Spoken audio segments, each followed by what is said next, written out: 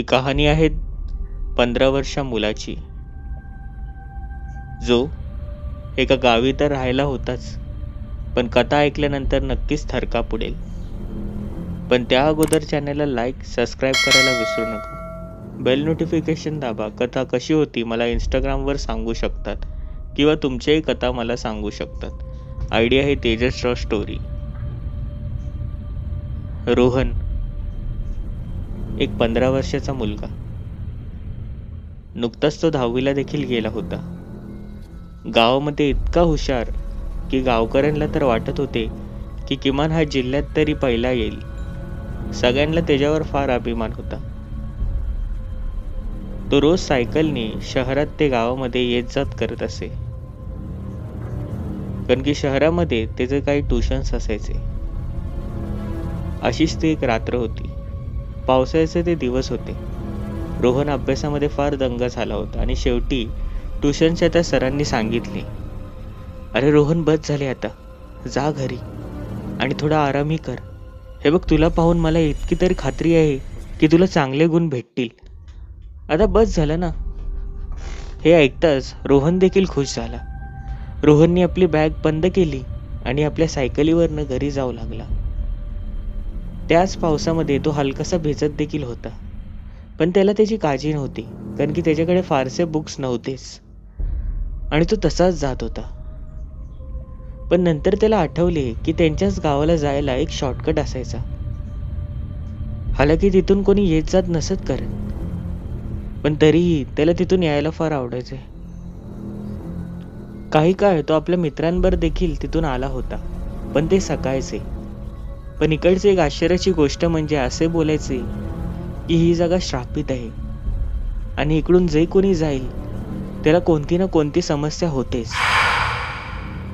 पण सध्या रोहन शिकत होता आणि अंधश्रद्धा त्याच्यावर त्याला बिलकुल विश्वास नव्हता. तो तशीच आपली सायकल घेऊन त्या तुटक्या फुटक्या रस्त्यामधनं जाऊ लागला. आजूबाजूला थोडी शेती होती, पण ती देखील तशीच पडी आणि तिकडेच काही झाडं होती. पण आश्चर्याचं म्हणजे त्या झाडांच्याच अवतीभोवती एक छोटीशी विहीर असायची. त्या विहिरीमध्ये असे बोलायचे की एक अदृश्य शक्ती आहे जी जवळ जाताच माणसांना खेचून घेते. रोहनला हे सगळं काही आठवत होते, पण कळत न कळत त्याच क्षणी तिच्या ती सायकलची चेन निघाली आणि रोहनने आपली सायकल तिथेच थांबवून ती सायकल, त्याची ती चेन ही लावू लागला. पण क्षणभरातच त्याची नजर ही मागे जात असे. सायकलच्या त्या चैनेच्या मागून देखील त्याला ते दिसत होते की ती विहीर आणि अंधारामध्ये चमकणारे आजूबाजूचे ते झाडं, सगळं काही. तो आपली सायकल आणि त्याची ती चेन लावण्यात व्यस्त होता, पण त्याला दिसले की त्या विहिरीच्याच अवतीभोवती कोणीतरी त्याला पाहत होते.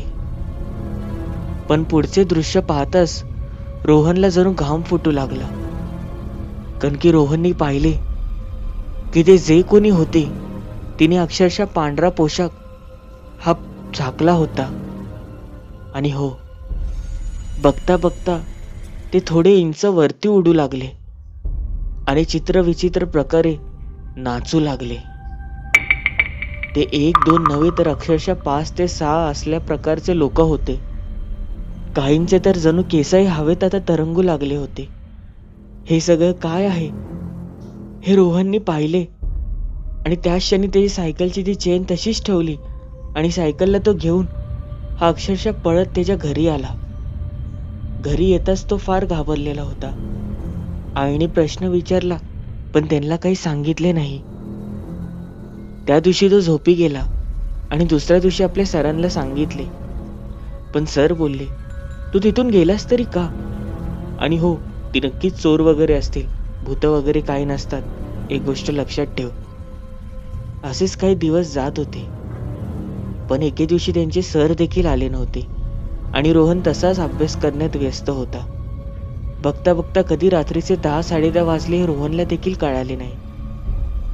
आणि नंतर त्याने रात्रीचा पुन्हा घरी येण्याचा निर्णय तर घेतलाच, पण त्याच रस्त्याने. मनात आठवत होते की त्यावेळेला जे विहिरीवर पाहिले होते ते पुन्हा तर दिसणार नाही ना? असे विचित्र प्रश्न त्याच्या मनामध्ये हे घुंगत होते आणि तो तशीच आपली सायकल घेऊन जात होता. कच्चा रस्ता लागला, ते शेत दिसू लागले आणि हळूहळू करून ती विहीर देखील. पण ह्यावेळेला एक आश्चर्याची गोष्ट म्हणजे त्या विहिरीतून अक्षरशः पाणी बाहेर येत होते. जणू तिला आता वाट भेटली होती. पाऊस हा जेमतेम पडतच होता. हे दृश्य पाहताच रोहनला धडकी भरली आणि तो सायकल वेगवान गतीने चालू लागला. पण त्याच क्षणी सायकलचा तोल घसरला आणि रोहन तिथेच चिखलामध्ये पडला. रोहनला असे वाटत होते की मागून कोणीतरी धक्का दिला. हे सहन करणं त्याच्यासाठी फार अवघड होतं. त्याचे कपडे हे चिखलाने तर माखले होतेच, पण त्याची ती चप्पल ही अक्षरशः चिखलाने ही माखली होती. आजूबाजूला पाहिले पण साफ करण्यासारखे काहीच नव्हते आणि कळत न कळत त्याचे ते लक्ष विहिरीकडे गेले. तो तसाच त्या विहिरीकडे जाऊ लागला. असे वाटत होते की त्याला कोणीतरी तिथून बोलवत होते. हळूहळू करून तो विहिरीजवळ गेला आणि विहिरीचंच ते पाणी हे त्याने त्याचे ते सर्व शरीर धुवू लागला. पण एकदा त्याने त्याचा हात हा आतमध्ये घातला आणि त्याला कोणीतरी आतमधून जणू खेचू लागले. रोहन विचित्रपणे किंचाळू लागला आणि हळूहळू करून रोहनचे अर्धे शरीर हे पाण्याच्या आतमध्ये गेले. रोहनला पाण्यामध्ये तर काही दिसत नव्हते, पण अक्षरशः 2 डोळे तर त्याला दिसतच होते, जे त्याला सहजपणे आत खेचत होते. कसेबसे त्याने त्यांना धक्का देऊन पाण्याच्या बाहेर आला आणि पुन्हा एकदा धावत आपल्या घरी गेला. पण घरी जाताच याच क्षणी त्यांनी झालेला सगळा प्रकार घरच्यांना सांगितला. घरच्यांना विश्वास बसत नव्हता. आधी तर त्यांनी सांगितले की तू झोप, पण अक्षरशः 2-3 दिवस झाले होते. रोहनचा ताप हा कमी होत नव्हता. डॉक्टरांना बोलवण्यात आले, काही औषधं दिले आणि तेव्हा जाऊन रोहन कुठेतरी बरा होऊ लागला होता. पण नंतर रोहनची तब्येत जरी बरी झाली तरी मानसिक रूप हा रोहन तिथेच कुठेतरी असायचा. रोहननी अभ्यास अक्षरशः सोडला होता. आता तर तो गावात हिंडायला लागला होता. सकाळचे अक्षरशः गावाकडे जाणाऱ्या लोकांना शिवीगाळ करत होता. आणि हो, तिथेच असलेल्या बायकांना गप्पा मारण्यात तो मदत करत होता. तर मुलींच्या खेळांमध्ये जाऊन अक्षरशः त्यांची टिंगलटवाळ्या करणे आणि चित्रविचित्र त्यांना त्रास देणे असे रोहनचे तक्रार येऊ लागले होते. आईबाबांनी सगळ्यांची क्षमा मागितली आणि रोहनला खूप ओरडले. त्या रात्री रोहन देखील काहीच बोलला नाही आणि सगळे झोपी गेले. पण दुसऱ्या दिवशीचे दृश्य पाहताच रोहनच्या आईने जणू ती तिथेच बसली. रोहनचे बाबा अक्षरशः शांत झाले आणि त्यांच्या कपाळावर हात लावून रडू लागले. कारण की त्या सर्वांनी पाहिले होते की रोहननी अक्षरशः साडी घातली होती आणि त्याच्या कपाळावर मोठे कुंकू होते आणि चेहऱ्यावर एक स्मित हास्य. हे सगळे होते तरी काय, असा सगळ्यांना प्रश्न पडला. पण इतक्यावरच थांबणार नव्हते. पण रोहन त्याच क्षणी अक्षरशः वेगवान गतीने धावत हा गावात जाऊ लागला. गावात आपल्या साडीचा तो पदर हा एका हाताने हवेत हा उडवत होता. सगळे गाव रोहनकडे पाहत होते.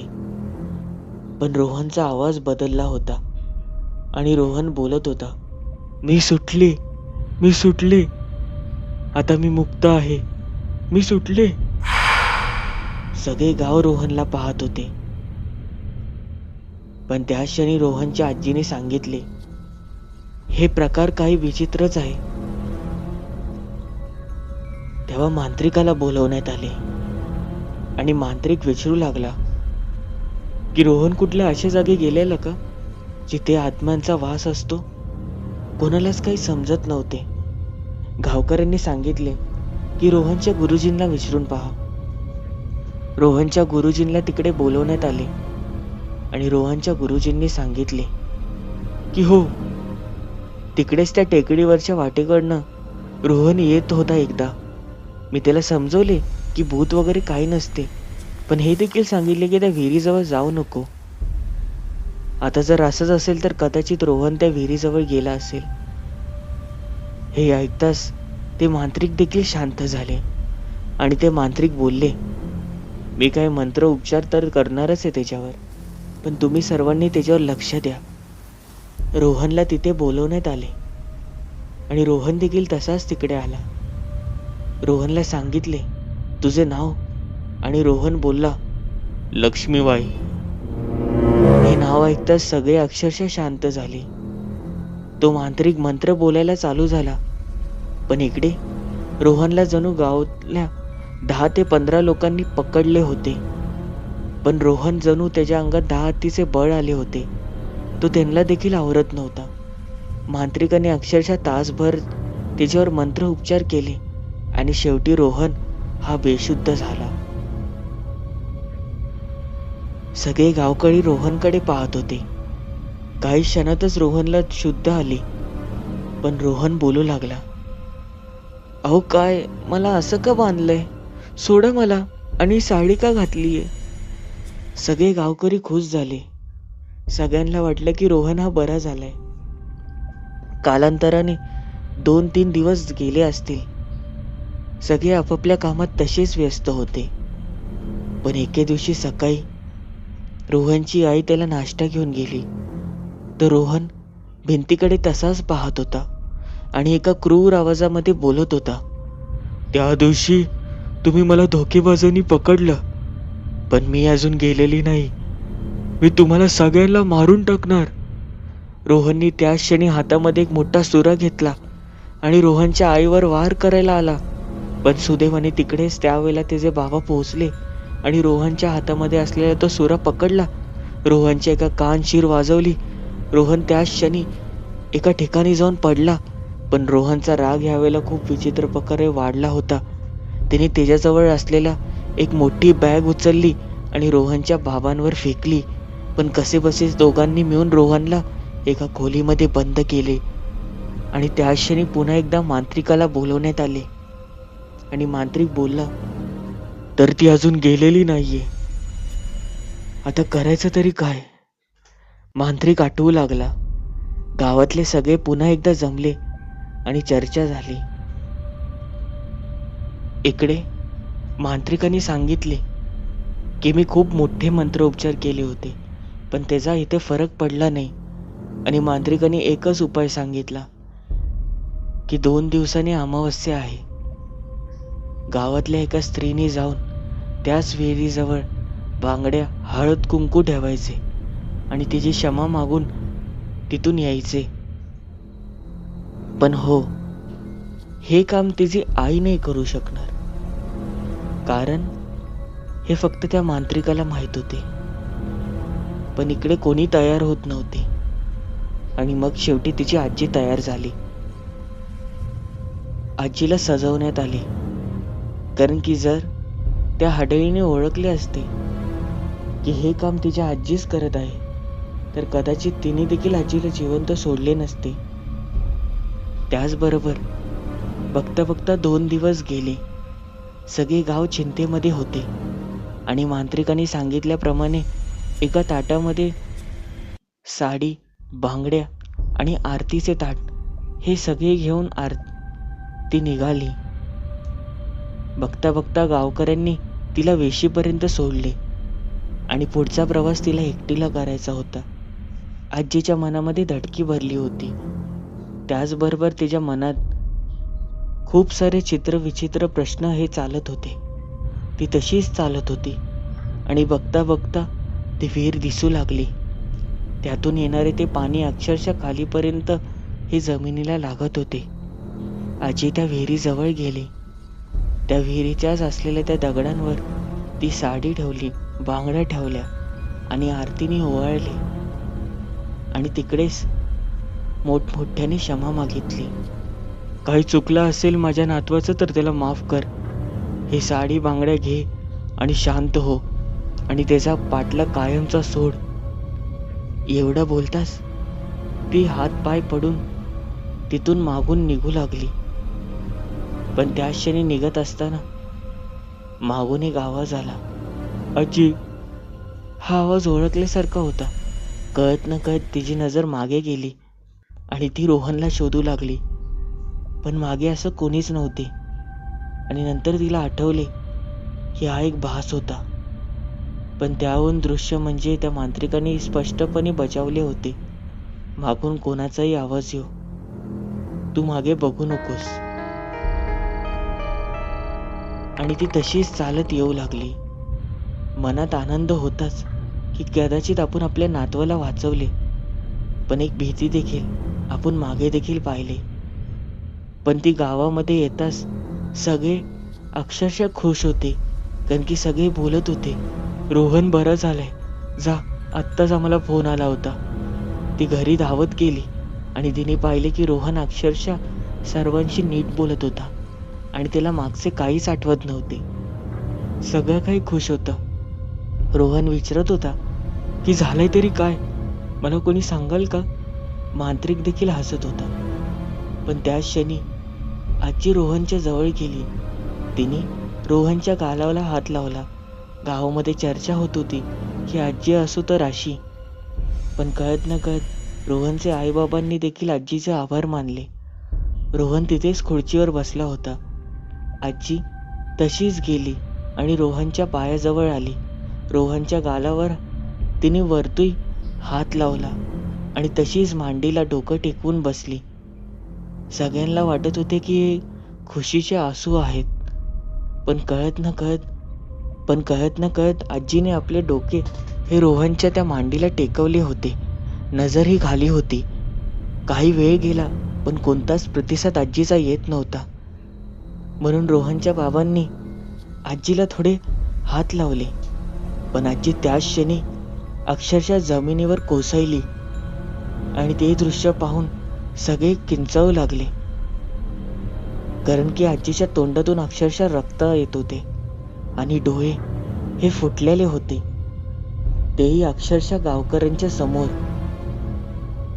मांत्रिक तिथेच खाली बसला आणि तो बोलू लागला की मी सांगितलं होतं मागे बघू नका. यांनी मागे बघितलं. त्या हाडेने रोहनचा पाठला सोडला, पण ती आजीला घेऊन गेली. ही कथा कशी होती? आवडली असेल तर लाईक आणि सबस्क्राईब करायला विसरू नका. बेल नोटिफिकेशन दाबा. तुम्ही मला आपले कथा इंस्टाग्रामवरही सांगू शकतात. आयडी आहे तेजस.स्टोरी. भेटूया पुढील भागांमध्ये.